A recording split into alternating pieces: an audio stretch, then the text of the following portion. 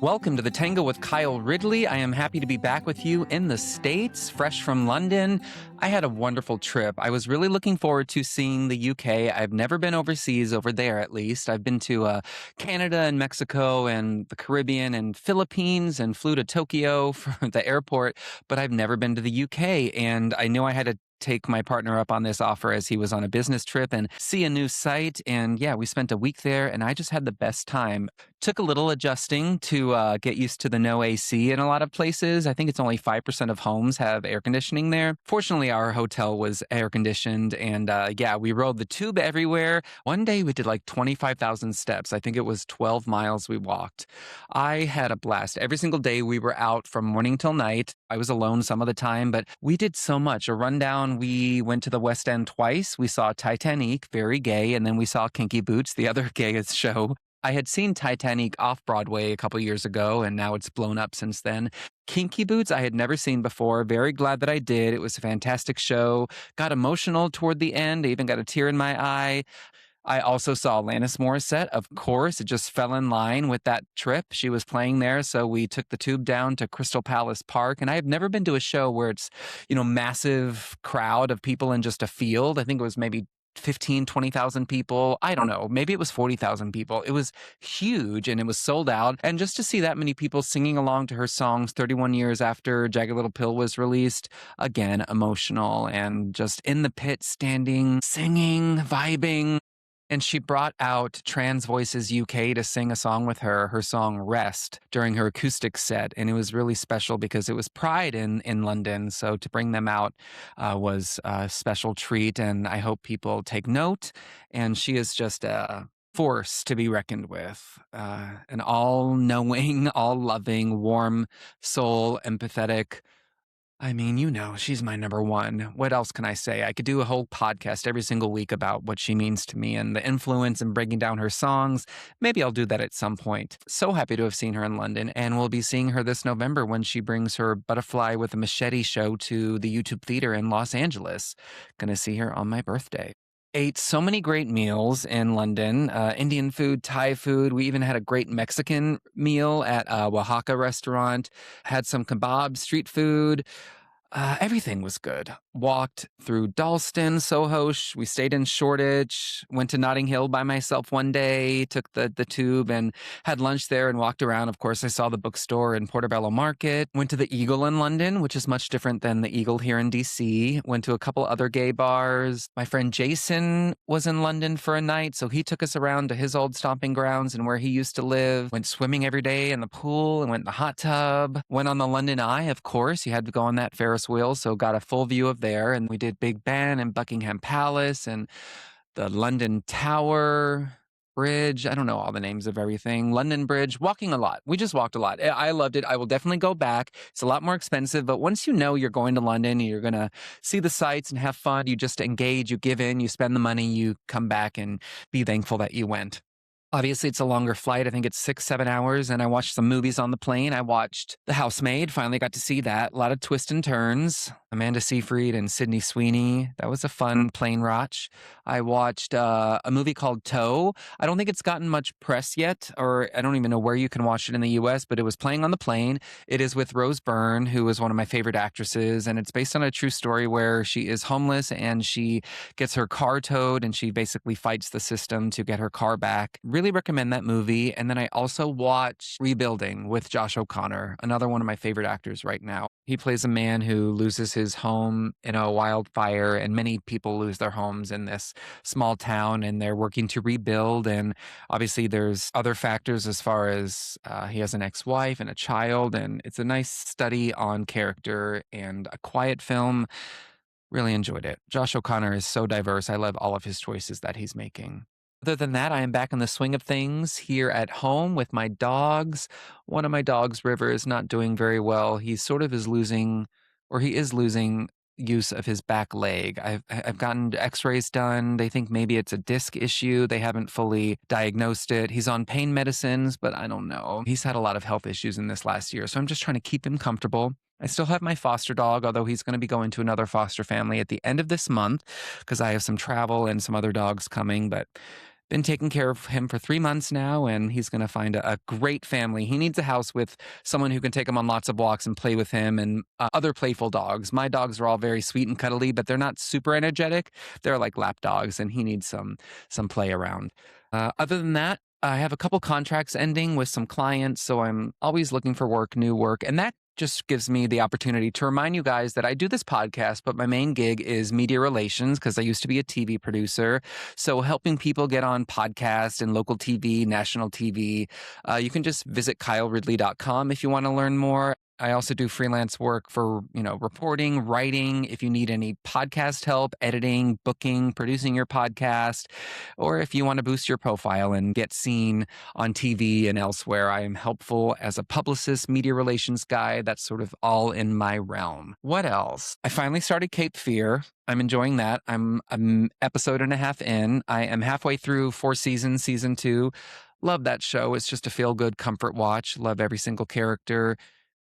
Binge the 5-Star Weekend over the weekend. That's an easy watch. I think that needs to be coming back for some more seasons because it was just like candy, very easy to digest. And Jennifer Garner and Chloe Sevigny and Regina Hall, all brilliant. Darcy Carden, favorite. Also watched the final season of Survival of the Thickest. I love Michelle Buteau. I've been trying to get her on this podcast. She was on my old TV show a while ago, but she is booked and busy. I also love her memoir. So Michelle Buteau, if you ever have the chance, would love to speak with you. Also, the Emmy nominations came out. Always keeping up to date on the big nominations of the year. Guys, like all of my favorite actresses are nominated, so it's a big year for me. So let me break it down. Of course, my number one, as you always hear me talk about, The Comeback. Lisa Kudrow, she got that 3rd nomination for playing Valerie Cherish in The Comeback, as expected. But The Comeback itself was not nominated for nearly enough awards. I think it was nominated for 2. Lisa Kudrow got in for actress, and then Lisa Kudrow also got in for writing, best writing for a comedy series. Both super deserved, but that show should be dominating categories. I mean, best comedy series, directing. I think it's getting the short end of the stick, but hey, thankful that Lisa got in twice, and she deserves both of those awards. I know Jean Smart is brilliant. The finale of Hacks, that final season, is one of a kind and record-breaking as it got all those nominations. But let's give Best Actress to Lisa Kudrow, could we, please? Laurie Metcalf, who I always talk about, is nominated. A double nomination for that one scene in Hacks that she had. She got nominated for Best Guest Actress, deservedly so. And Hacks basically swooped that category. They got Leslie Bibb on. They got Sherry Jones. Caitlin Olsen is nominated. Meg Stalter finally nominated for Best Supporting Actress alongside Hannah Einbinder. And there's no denying the brilliance of that show. So, of course, I have to give them their props. Laurie Metcalf was also nominated for her role in Monster, the Ed Gein story. I was really happy to see that because she is a force in that show, and I'm glad she didn't get overlooked. Carrie Russell, who I am obsessed with, loved Felicity. I still rewatch Felicity sometimes. I'm really happy to see her continually nominated for The Diplomat. She deserves to win. I think that over the years, she's just proven herself time and time again, not just with The Diplomat, but with The Americans, with Felicity. I would love to see her get that trophy. Claire Danes is my other number one from growing up. Rewatch My So-Called Life every year or two. Best dramatic series of all time. And the biggest disappointment as far as a show that's been canceled far too soon. I would still love to see a My So-Called Life reboot at some point. I want to see what Angela Chase is up to, and just Claire Danes getting nominated for The Beast in Me, very deserving. Alongside her co-star Matthew Rhys, also Carrie Russell's husband, he got a double nomination for The Beast in Me and Widow's Bay. I'm really enjoying Widow's Bay. I've talked about it on this show. Really love Kate O'Flynn. Love that she was nominated. She is the standout of that show. I think she could take home that award. I might be double-crossing some of these nominations that I'm saying and who deserves to win because, it's hard when my favorites are up against each other. Were there any big snubs? I mean, obviously, The Comeback should have gotten more nominations. I also think Half Man should have gotten more nominations. It only got 1 for Richard Gadd for acting, but Jamie Bell is stellar in that show. The writing is incredible in that show. And after sweeping with Baby Reindeer, I'm surprised it wasn't nominated. But I know it's a divisive show. It's a very touchy show as far as subject matters go. And maybe some people just couldn't make it through the series, but I thought it was a gut-wrenching, glued me in the whole time magnetic series. Also really happy to see Steve Carell nominated for Rooster. Really enjoyed that series. Too many to go through, but I'll leave it with Lisa Kudrow and Laurie Metcalf, my favorites, both double nominees. All right, folks, let's get to this week's guest. I love him, Victor Carlesi. I've been following him for a few years now. I'm sure many of you have as well. I first got to know him in the Meg Stalter IG lives that she used to do early in the pandemic, and she still does them and brings Victor on here and there. He is a rising star in comedy. I love him because we have the same type of humor. Anyone who connects with Meg Stalter's live act and her Instagram lives and just leaning into the awkward, owning it, that's what he's about as well. So I really felt connected to him and really loved bonding with him over comedy and more. You're going to love this conversation. I think you're going to be seeing a lot more from him. He's moving to LA later this year, so he'll probably be writing and starring and stuff. For now, get to know the hilarious, kind-hearted, Chicago-based, Pennsylvania-born Victor Carlesi.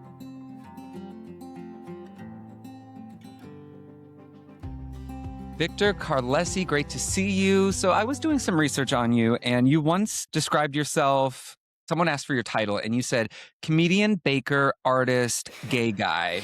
Is there anything to add since then? Let's see. Writer.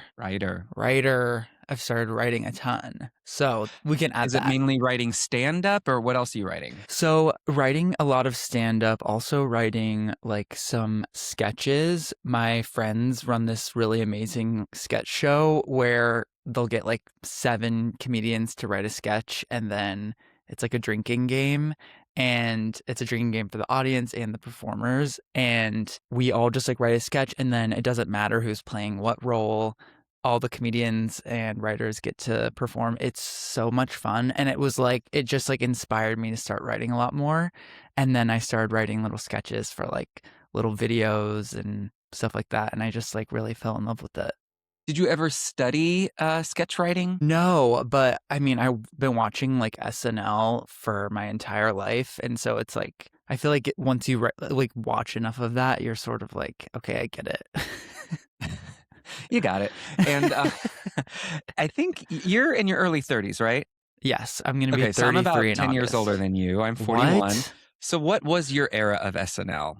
Who's your core cast? So my core cast is Amy Poehler, Kristen Wiig. Actually, so it's probably later stages of Amy Poehler, but it's Kristen Wiig is like my North Star. Literally, I remember like the first season she was on, I was like, that's me. That's my queen. I mean, she's brilliant. Oscar nominated. Are you one to double back to the earlier decades? You know, mine was more 90s, like starting with Molly Shannon, Sherry O'Terry. Oh my God. Are you familiar God. with that? Did you ever go back? So I of course know of Molly Shannon for like all of her amazing work, and like Superstar, and like obviously that character originated on SNL, but my favorite is her Courtney Love impression, like the Courtney Love like late night show like made up Yes. thing. My one friend Alex Grell, he's like the most amazing performer in Chicago. Like he's like a Chicago like underground like staple, and the very first time I ever saw him perform, he he was pretending to be, oh my God, I forget who it was, but it was like this like older woman character, and he sort of like lifts up his skirt and goes, "Eat me, eat me, eat me," and I was like, oh my God, like this is a true friend. Like he gets it, like he fully gets my humor. So I was like, I just like fell in love with him after that. But yeah, that's like she's one of my faves. I love Molly Shannon. And we'll get back to comedy soon, but let's go back to your upbringing. So you're in Chicago right now, based in Chicago. You grew up in Pennsylvania. Did you grow up in rural Pennsylvania? Describe your upbringing. So yeah, it was like rural, but it was weird because it was like I had a really small like graduating class, and it was the type of like semi-rural, semi-suburban where like one summer a friend that you like thought you knew would like come back to school the next year with like a southern accent, and you're sort of like, what's going on here? Like what? Like it was like there was like a farming town next to us, but it wasn't the South, but there was a sort of southern accent that was adopted by a lot of people. It was sort of more guns than people vibe. So growing up, what was your first love? Was it comedy? Was it art? Was it baking? Or was it something else? Was it men? So it definitely was men always. I remember like being like 5 years old and being like, I'm definitely gay. And I remember like going into my parents' like bedroom and being like, so I'm gay. And they were like, I don't think that you really know what that means. And then it was like they explained it to me as like it's like when two guys kiss. Like, do you like to see that? And I was like, no. But I was like 5. um, I think actually what made me realize I was gay was like the Christina Aguilera uh, video for Beautiful, where there's Hmm. the two gay guys kissing on the bench. Um, but wait, yeah, I went to Penn State for drawing and painting. I always knew I loved to draw. But I've always loved comedy and I've always loved performing. Like there's this like video of me in kindergarten. We were doing like a choreographed like stick dance and I was just like moving my hips in a way that was like, you shouldn't be doing that at a Catholic school. But I was. Did baking come early on too? Was that more like family taught you and you just had a love for it? Yeah, I've always loved baking. Yeah, my parents owned a restaurant and so I was always like they're very like food forward people. They were like Italian Americans who like totally glommed on to like the Italian aspect even though it was like third generation at that point. But hey, I love it. And you're legit. You've been on the Food Network, Halloween Baking Championship. Yes, Mm. yes. It was like Halloween cookie challenge. One of my friends recently, Mitch, he like came up to me and was like, "I literally just like saw you on TV by accident." And I was like, "Whoa, that never happens. I'm usually having to like force it down people's throats. Like, you need to watch this. I was on here." Who was hosting that episode or that show at the time? Rosanna Pansino and what is his name? I was literally about to say Guy Fieri, but it's not him. It's Cake. It's not Cake Boss either. Oh my God. Charm City Cake guy. Okay. Maryland, bald. Yeah. We I, know him. We I love yeah. him. He's This is the clip. fantastic. He's fantastic. I love that episode. And now you have three older sisters. Yes. So you say your parents, when you said you were gay, you're like, you don't know what that means. By the time you did come out in college, it was your goal to come out in college. By the time you went to college, Yes. Oh were my they God. surprised? No. No. I had been doing musicals at that point. I think whenever you start to do musicals, it's like, yeah. And cheerleading as well, right? Oh yeah. My sisters were cheerleaders and I was like doing back handsprings with them. I continued doing like gymnastics after they introduced me to tumbling, which is it's like not regular gymnastics. It's just the gayest part of it. Like it's just the tumbling. That's like the only thing I ever did. So when you do come out, getting ready for college, is it a grand announcement or is it a slow rollout to friends and family? I did friends first. Trusted, amazing best friends. My best friend in college, her dad is gay. And so I was like, well, I'm going to tell her first. And then, yeah, and then it was like a year until I came out to my mom. And then I sort of like was like, I told my mom, like, you can just like tell dad, just let him know. Spread the word. You mentioned Kristen Wiig as a North Star with comedy. Did you have any gay North Stars, any representation that you saw that was like, that's me? It was different for me in the 90s. We didn't have much, but there is a bit more in your generation. Slowly, we're getting better. Yeah. Well, wait, I want to know for you, like, if there was anyone like in the 90s. Not really. In the 90s, it was kind of all one-dimensional characters. We had like the flashy gay guy assistant who was, had a one line in a show. And then by the late 90s, we had Will and Grace. But even that was conflicting for some people because it was made for the masses. And so it did lean into some stereotypes.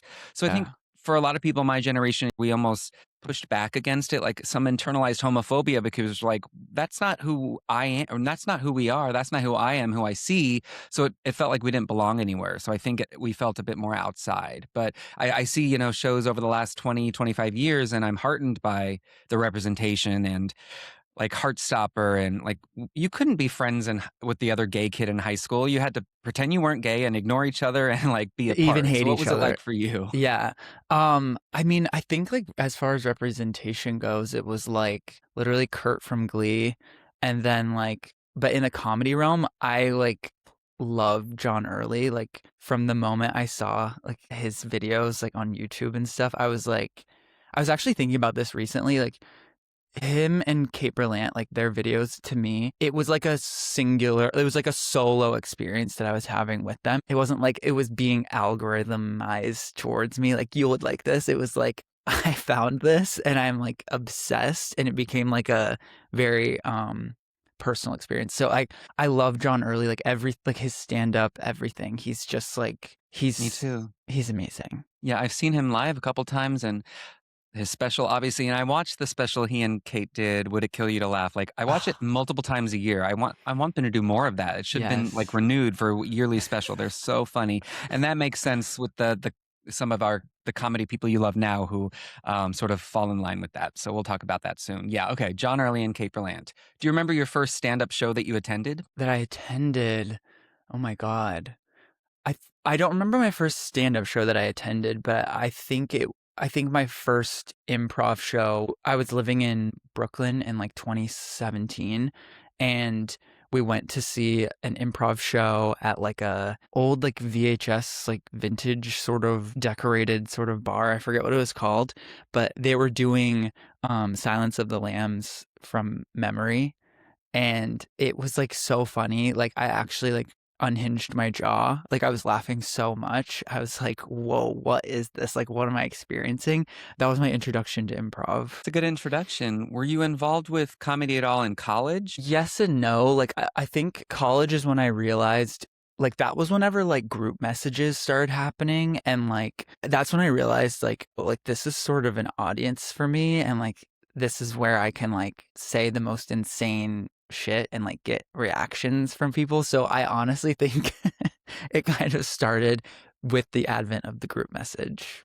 So I have Apple to thank. What were you studying, or what did you get a degree in? So I got a degree in advertising. So I started in drawing and painting, then I switched because I didn't make it into the BFA program, and then yeah, switched to advertising. Okay. And I don't have any ill will, by the way, towards that community, towards the BFA community. I don't have ill will towards you. One thing I always love to ask people about is finding community because, as I talked about representation, especially in my era, I didn't really feel like I found, as they say, my tribe until my late 30s.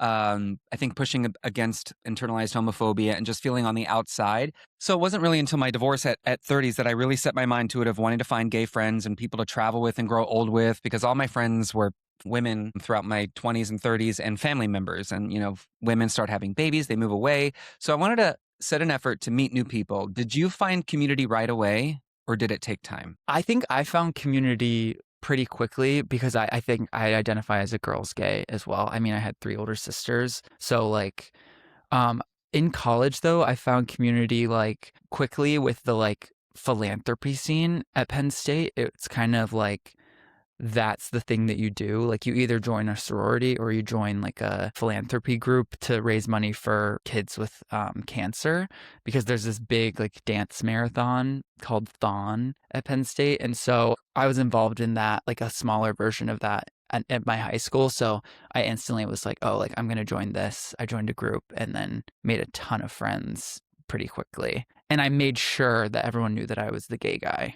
I was like, I'm the gay guy of the group. So, and people, I mean, it was a different time. It was 2013. I mean, it was like a magnet. I got a lot of attention just for the fact that I was willing to be gay. Were you dancing? Yeah, it was, I mean, do you know anything about like the dance marathon community? Like, No. it's insane. It's like as most subcultures are, it was like people took it really, really seriously, but it was like each year Penn State students would raise like upwards of like $15 million for this like specific hospital in Hershey, Pennsylvania. But yeah, it was like frat sororities, like special interest organizations. There was all these like hierarchies of presidents and directors of like, there was also secret societies like within it.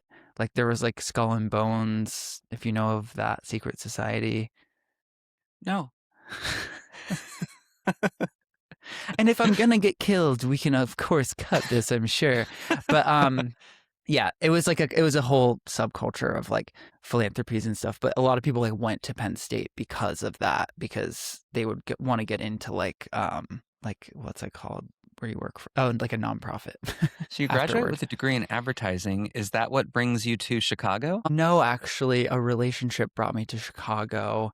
Um, my ex, who I met in Pittsburgh, was moving to Chicago, and I sort of like sight unseen was like, well, some of my favorite comedians ever have come out of Chicago. So even if this relationship doesn't work out, like at least, I'll be somewhere that has like an amazing comedy community.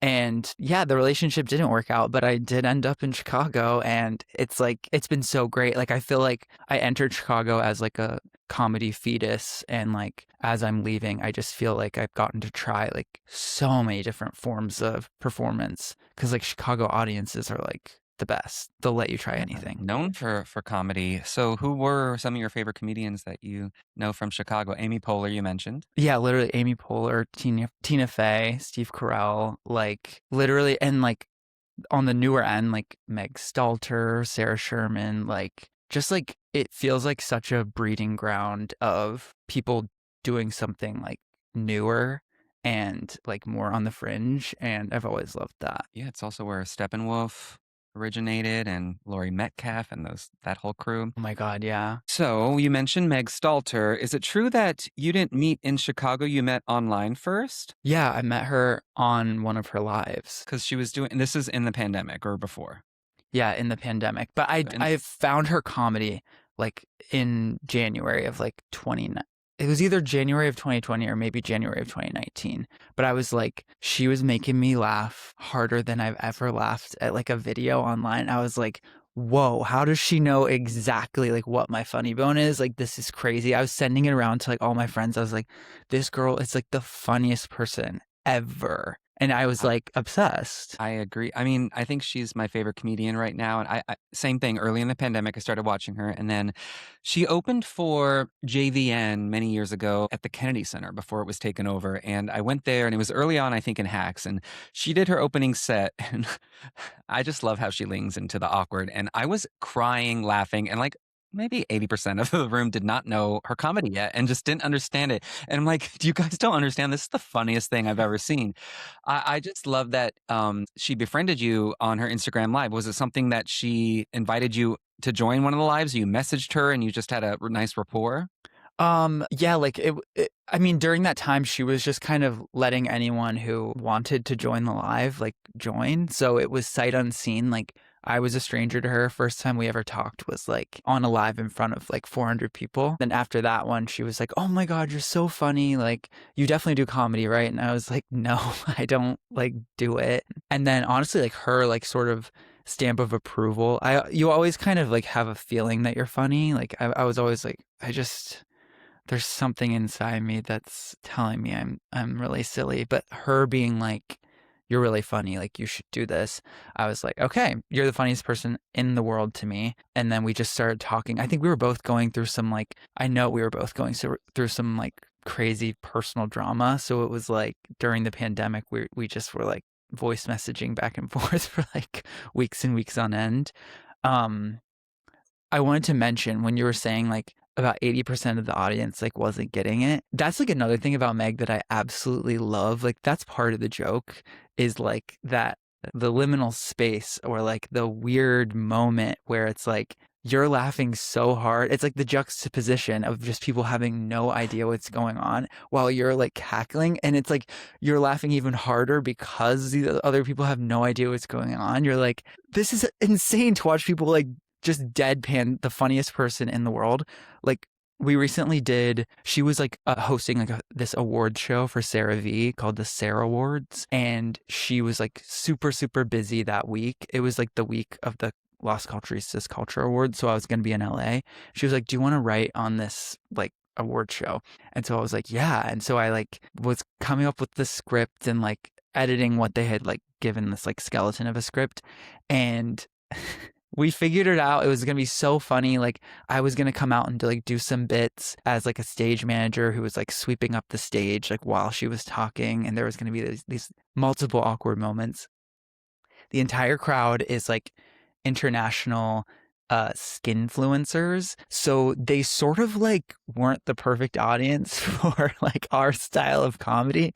So every time there was one of these like hilarious, like classic Meg moments where she's like being mean to me or like being like whatever, like aggressive or like whatever.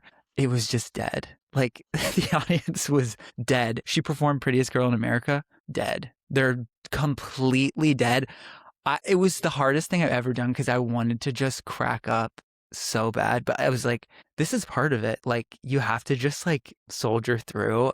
It was like the most fun I've ever had. Like, if I'm gonna be bombing, it's gonna be on stage with Meg. Like, that's where I want to die. Yes, there's this new wave of, I mean, some people call it cringe comedy, but just this comedy where you sit in the uncomfortable. And back in the day, people pushed so hard against that. They were like, oh, that's too awkward to watch. It makes me think of, I've talked about it a lot on this podcast, The Comeback. When it first started like 21 years ago, people did not like that, and it got canceled after the first season.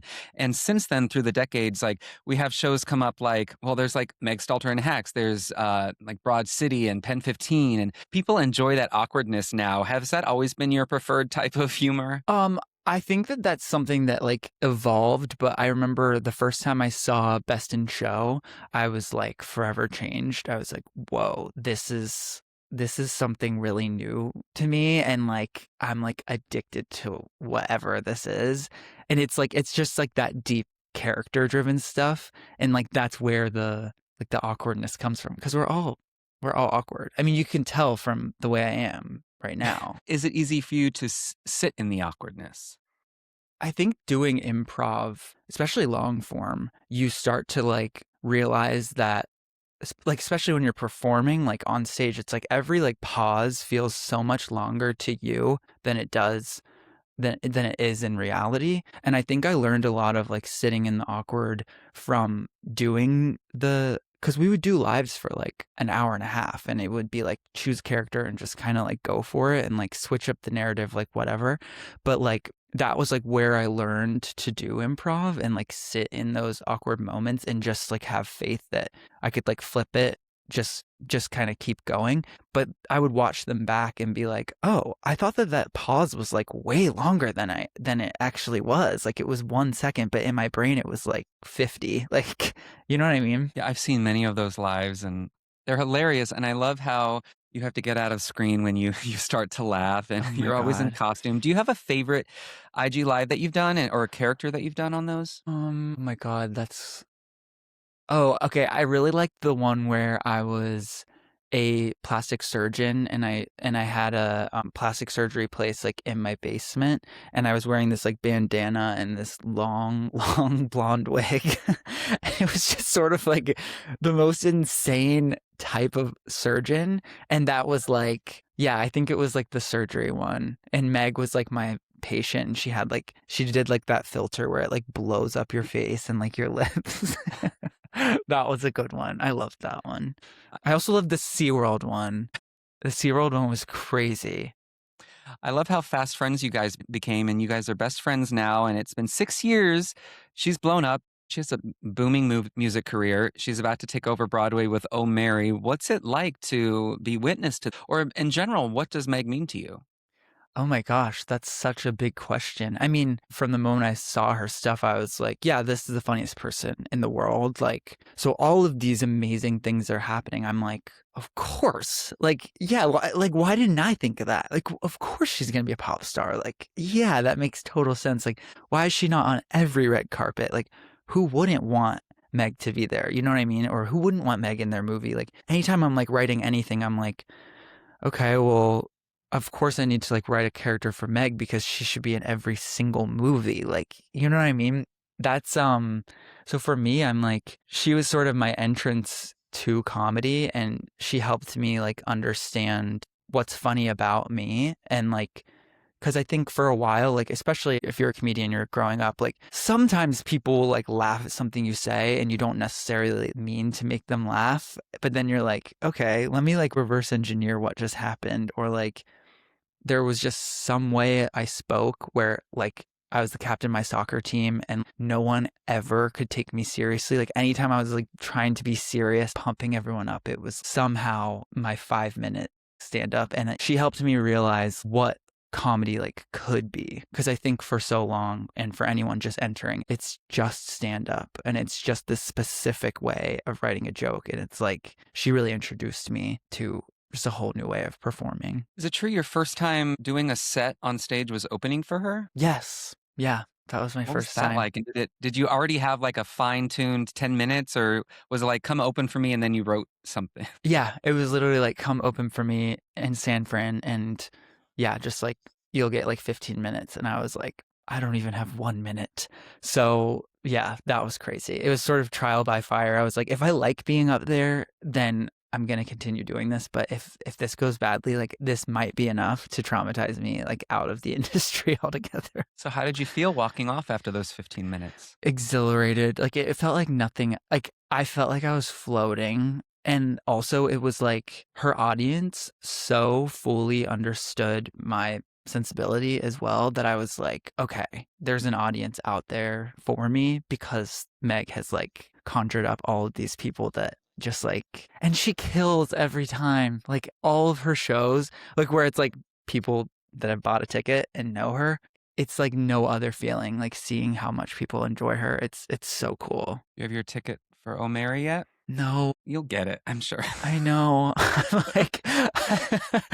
like, fuck. I keep like the summer just keeps getting more jam packed with so many things, and I'm like, oh my god, if I don't end up going, like that's gonna be Oh my crazy. gosh, of course you're going. I know. Do you have a preference when it comes to performing? Do you like improv? Do you like sketch? Do you like writing a set and doing a full stand-up set? Do you have a preference? It goes in waves, but like I really enjoy writing stand up and like sticking to like almost like word perfect. I think it's because it's like when I'm doing like improv, there's another person to play off of and there's new things to like light up my brain. But like whenever it's just me, I like lock in and I'm like, this is it's funny when the words go do do do but like any other way it'll like drive me insane.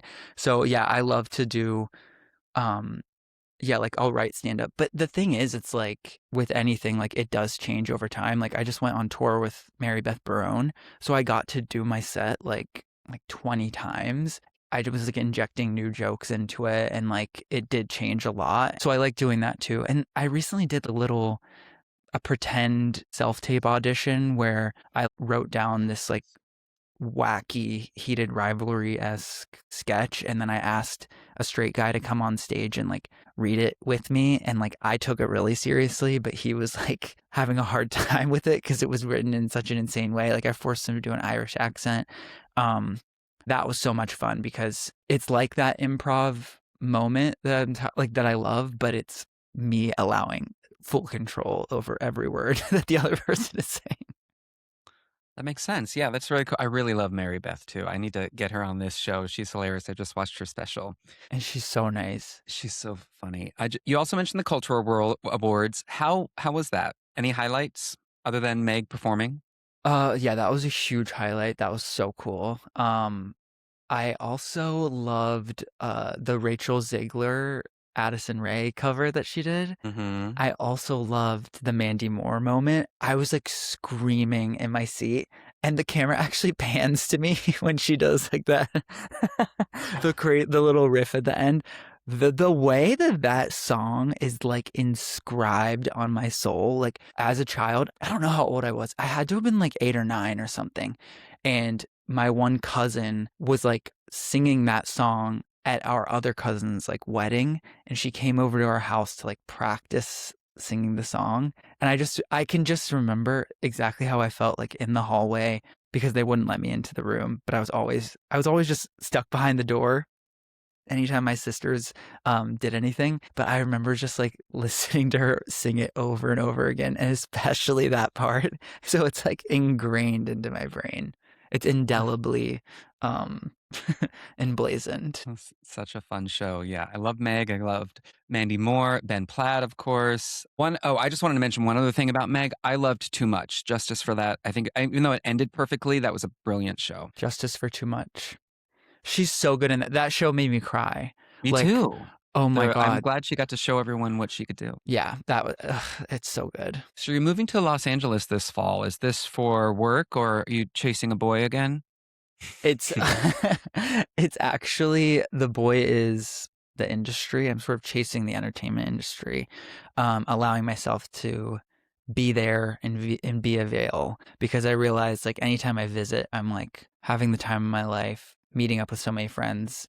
I'm like, what if I lived there though? What if I didn't have to deal with the Chicago winter, you know? What if it didn't make me want to end it all, you know? So you'll be, I assume, getting on stage more, more open mic nights, and then is the goal to write on a show, write a full hour for yourself? What's the goal? Yeah, I mean, it's definitely like I have a lot of stuff already. I'd love to like, yeah, just like sort of show it and, make myself available like for my friends because the goal is really like make amazing stuff with my friends, stuff that I love. What I've realized over the years is that like my passion is like in the creation of it. It's not necessarily like how cool it is to like rewatch like after it's done. Like if I got to like wake up every day and like go on set and like film stuff, but be around the people that I love the most, it's like, yeah, that's what I want to do. So any way that I can do that. You've mentioned some movies and comedians that you've been inspired by. Have there been any hour-long stand-up specials that really stick out? I think okay, I really loved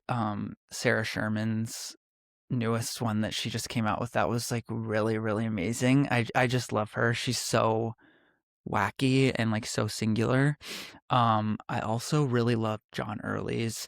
I forget what it was called though. He's like singing in it as well, and I'm so And his like, parents are there, and yeah, oh my god, the spotlight on the parents, it yes, kills me every time. He's like so formative for me it's because called Now More Than Ever. yes, now more than ever, we need to be watching that more.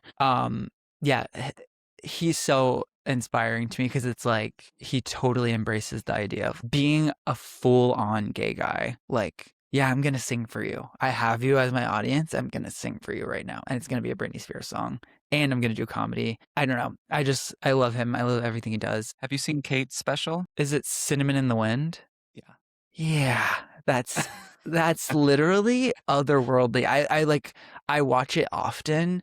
Whenever she does like the psychic medium moment where the girl is like, yeah, like I recently like injured my leg, and she's like, is it the left? Is it the left ankle? And she's like, yes. And it's like the crowd is like shocked. It's just such good commentary. Like I mean, she's total pro, like genius, but it's like, And her oh, podcast co-host Jacqueline Novak has a brilliant special out too. yes. Yes. Okay. We love the same people. Hannah Einbinder as well. That's a very unique special. Yes. Singular voices. Okay, so let's talk about your writing process. You're writing all the time, but you're also having to keep social media in mind because you have a big social media following. Is that like a whole separate mindset? The pressure to create something that's going to possibly go viral that can fit in a minute-long clip? I think I'm like still like actively like learning about that because it changes like what the algorithm likes changes like year to year, if not like month to month now. It's like things that work on TikTok don't necessarily work on Instagram, and they can be the exact same video, which is kind of like super fucking annoying. Like I actually just like it makes you just question everything. But my process whenever it comes to like writing is like, what's the like little special thing that I have to offer, like the little like unique little spark that I have, and how can I just like make sure that's noticed like within the first like 2 seconds, so people want to continue watching, like or it's like jumping onto like a current event like Wuthering Heights. Like I had this 12 video series where I was like, your gay best friend is breaking down the movie Wuthering Heights for you, and it just sort of was like really quick jokes spliced together with like this black like fade to black effect where I think it was like a Pavlovian thing where people were like, oh, I want to stay for the next like blackout. So yeah, with that's when I started really like having a writing process for my videos, because I was like, oh, like you can actually like scientifically sort of figure out what works. So that's more of a recent discovery for me, unfortunately. Someone you used to post a lot about, but I haven't seen it lately. Taylor Swift, I assume you're still a fan, right? Nothing happened? I'm still a fan of Taylor. She's one of those artists that's like, when you have like respect for an artist, they kind of like, you kind of will just like make excuses for every single thing that they do. She does kind of disappoint me when it comes to like political stuff, but I just like love all of her music. You mean kind of, are you talking about more of the not being super political? Yeah, I'm just like I just actually can't imagine having a platform and like not using it um to at least let people know where you stand on stuff like fascism and genocide and stuff like that. But I mean, I still love all of her songs. They're really good. Like they're just undeniable. Like I'm sorry, I'm not going to deny an artist.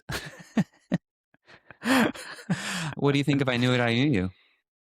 Oh yeah, I like that song. I don't think I would like I don't think I would like choose it. But her music takes me a while. Like I actually started to get upset with her when she was releasing like a ton of stuff. I was like, "Whoa, whoa, whoa, girl. I need like years." Like whenever she was doing like the one album every 2 years, I was like, "Thank you," because I would find a new favorite song like from the newest album. But then it was like I was given all of this content and then Torture Poets Department, that literally made me like take a step back and be like, okay, she's given me 30. I need like 3 years with this. It's just so much. Like what is your opinion on the amount of content? I liked it, and I think Torture Poets might be my favorite, but I mean, I wasn't the biggest fan of Life of a Showgirl. I mean, it's good. It's just on the near the bottom of the heap. I don't go back to it. I will say that. Yeah. And it's so new. I I'm don't know not if you're as big of a Swiftie as I thought. honey, you It can seems test like me it's on died down a lot. you Something can it's calmed down. well, it's just like I don't know. Yeah. I I guess I'm don't like a think fair who weather is your fan. favorite musical artist? Ariana Grande for sure, or Britney Spears. They're like up here for me. Who's your fave? Is it I'm Taylor? concerned for both of them. Alanis Morissette. Wow. Okay. Does that mean that you instantly transfer over to Olivia Rodrigo? I didn't with her first two albums, but I'm loving the new album. It's a departure, so I think she's growing up, and I'm connecting more with the music. But I love this new sound in this new album. Yeah, Yeah. and she's been inspired by Alanis, and I mean, yeah, Taylor also. I do love Taylor, and I think Tortured is probably my favorite, and then maybe Midnight's. Ariana's. I just never got into Ariana. I kind of find it hard to watch her now. Uh, okay. I do want to talk about Ideal Candidate, a Oh short my film that you're part God. of. Tell me about Yes. it. Oh my God. It's this really fun little short that Bridget Broderick, my friend, who I met here in Chicago, she wrote it, directed it, and yeah, like, fashioned some really funny characters out of her friends that she knew here. And it's about this former Dallas Cowboys cheerleader who tries to get a regular job because she thinks that's what she's supposed to do, and she sort of falls in love with the gay guy at the office and doesn't realize he's gay, and then goes on this journey throughout the day. It draws in like a lot of fun like 90 early 2000s movie tropes, like a makeover scene, like just sort of silly jump cuts. They try and get an Uber rating up, so they take a bunch of Ubers. But it was so fun. It was like such a fun experience to just like we actually when we were filming it, we like got completely snowed in, so it was a really fun little moment in time. And it was like the first time I ever did anything that was like so legit like that. Like we had a full crew and like there were call times. It was cool. It was really How fun. can we watch it, or how will we be able to watch it? You can watch it on YouTube. Yeah. There you go. You should go to Bridget Broderick's Instagram and watch it on YouTube and watch me be a gay guy. And I do make out with a woman in the film. Exciting. All right. As we close out this show, The Tangle, I ask all my guests what they're currently tangled in, that they're loving, immersing themselves in, binge watching, reading, and then something frustrating that you're working to get untangled from. Whoa. What I'm currently tangled in, I would say literally writing. Like it's become like this new passion, and I'm like super excited to be working with my friend on like a really fun script I'm writing, and I can't stop thinking about it. And so it's like always like finding a new idea, like finding a new funny scene, figuring out one of my friends that would be like perfect for it. So I'm definitely tangled in the writing process for sure. Anything you're binge watching or reading when you're not writing in your spare time? I'm reading like this gay romance book, but they haven't had sex yet, and I'm on the second. It's a trilogy, and they literally haven't had sex yet, and I'm on the second book. I'm almost done with the second book. I'm going. They really tricked me, getting me to buy this book series. Haven't had sex yet. I like that book. I also like Dungeon Crawler Carl. Do you know anything about this book series? No. It's kind of taking over. They're making it into a series on Peacock. It's like a comedy about like the end of the world, and it's like a gamified. It's like basically this guy gets like dropped into this like game where people all around the universe, like aliens and stuff, can watch him like try and beat the game. And yeah, I've been really into that book as well. But I also loved the new Lena Dunham memoir. So I sort of contain multitudes. Such a good, oh my gosh, my favorite book of that I've read in a long time. And you were a big Girls fan? I actually wasn't. I think I like I think I missed the boat with that, but I've fallen back into it. And I love like anytime like an episode clip comes up, but I need to get fully into Girls. You did the Girls Rewatch podcast, right? Yes, yeah. Well, well, it's like I think it's like by osmosis, like I know of Girls, but it was like it actually took me a while to realize that it wasn't like that it wasn't like serious. Like I thought it was like this HBO show that was serious, that was like above me, that I just like I wouldn't get because I was too young or something. Is there anything frustrating or annoying right now that you're trying to get rid of, untangle yourself from? My like sleeping patterns have been just like off. And when that happens, my brain is just, I think I have sort of an ADHD type brain. So I need to have my sleep be like way more regimented. I don't know how you are with sleep hygiene, but I've been having the damn phone in the bed, and you shouldn't do that. No. Leave it in Do you the take anything kitchen. to help you sleep? Lunesta. Just kidding. But I take melatonin. But I am a brand ambassador for Lunesta. So I just like to say that. This has been so nice. I really appreciate you taking the time, Victor. Thanks for having me. This is so cool. You're so good at doing podcasts. If you ever make it to DC for some shows, let me know. I'll be there. Oh, hell yeah. I have some friends that live in DC, so I'd love to. Thank you, Victor. Make sure to follow him on Instagram. I think we're going to be seeing a lot more from him in the months and years to come, and I can't wait to see it. All right, Tangled in Song. What song am I tangled in this week? So I was listening to this song while I was walking through the streets of London last week, and it's also just a song that I put on often to feel at ease and comforted and peaceful, and it's by an artist that I've spoken about before on this show and interviewed on this show before. She is a Nashville-based artist named Cam, Grammy-winning artist. She also co-wrote some songs on Beyonce's Cowboy Carter album. The song that I want to talk about is off of her last album, All Things Light, and it's called Turns Out That I Am God, and it's the opening track to the album. I find it to be such a peaceful, contemplative study on our power as human beings. And the title itself might sound a little jarring, Turns Out That I Am God, but I just encourage you to listen to the song because it really sinks in such a smooth yet powerful and distinct way. It's hard to describe, but the lyrics in part go, I was busy waiting for someone to live my life when I fell asleep for 100 years one night. I dreamt myself to the center of all things light. It was weightless and warm. I forgot I knew how to cry. I found a paradise here in my mind. I go there every night. Turns out that I am God. No longer a stranger, a shadow so divine. Turns out that you are God and so am I. Now it's morning and the world is waking up in the kitchen pouring coffee in a cup. Today I'll make the best of what I've got. I'm grateful for all that I am and for all I'm not. I found a paradise here in my mind. I go there every night. Turns out that I am God. I feel it's about the power that we often forget that we have to comfort ourselves, to escape within ourselves, to escape within our mind, to turn off things that maybe we are finding burdensome. I could be wrong, but that's how I get it. And I think when you put a song out into the world, you just hope people can identify and connect in a helpful way that they see fit. And this one really helps me. I encourage you to listen to it. Again, it's called Turns Out That I Am God, and it is by Cam off of her third album, All Things Light. All right, my friends, I will be back next week with another fantastic guest. Just follow my Instagram to keep up with updates, Kyle Ridley with an _ Send me some messages on who you'd like to see on the show, any recommendations on what I should be watching, because you know I'm always watching TV and movies. And yeah, just connect with me. I love hearing from you. I will see and speak with you soon. Until then, you take care of yourselves.